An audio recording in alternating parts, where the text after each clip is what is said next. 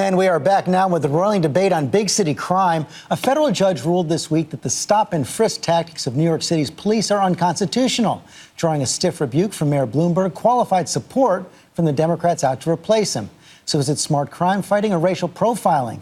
Our roundtable set to weigh in on that. First, ABC's Chief Justice Correspondent Pierre Thomas sat down with New York Police Chief Ray Kelly.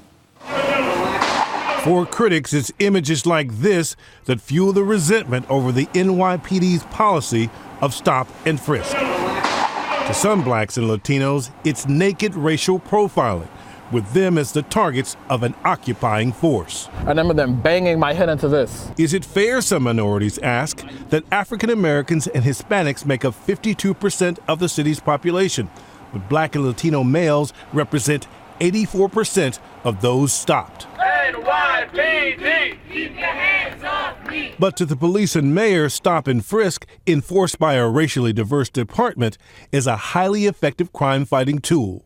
We have to give the members of our police department the tool they need to do their jobs without being micromanaged and second-guessed. When we met with Police Commissioner Ray Kelly, he flatly rejected a federal judge's conclusion that his tactics violate the Constitution. You know, the critics call it racial profiling. The judge called what you do, stop and frisk, unconstitutional. Why is it not racial profiling? Well, you have to apply a formula of sorts. Do the stops comport with the description given by the victims of perpetrators of violent crime?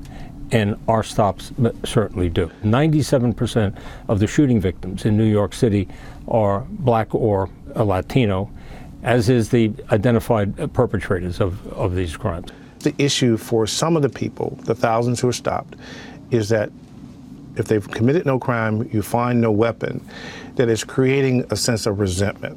As an African-American male, I know I've been pulled over a couple times, for reasons I couldn't understand. And afterward, I sort of felt a little violated, a little frustrated.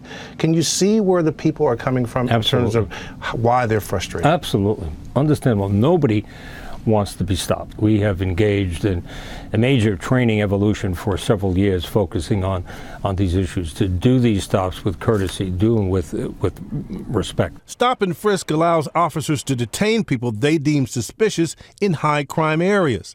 A federal judge said the practice targets minorities, calling it demeaning and humiliating. Her ruling calls for a monitor to oversee NYPD practices and a trial program for some officers to wear cameras to record arrests, as they do in an increasing number of cities. Again, Kelly is skeptical. When do you turn the camera on? When do you turn it off? Do you have it on when somebody comes and wants to give you confidential information? For all the critics, Kelly points to these blunt facts.